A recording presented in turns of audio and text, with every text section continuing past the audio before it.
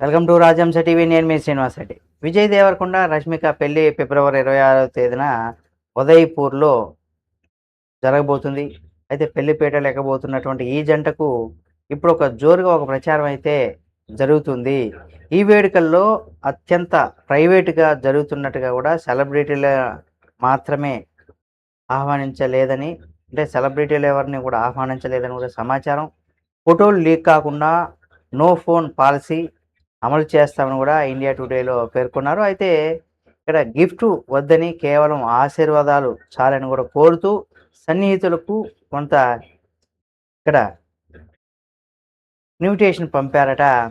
పెళ్లి తర్వాత నెల రోజులు షూటింగ్‌కు బ్రేక్ ఇవ్వనున్నట్టుగా కూడా తెలుస్తుంది.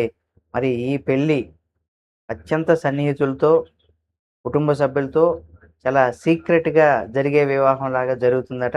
మరి చూద్దాం ఈ పెళ్ళికి ఏ విధంగా ఉండబోతుంది? ఎటువంటి హంగు ఆర్భాటాలు ఉంటాయా లేదా అనే దానికి సంబంధించి చూడాల్సిందే.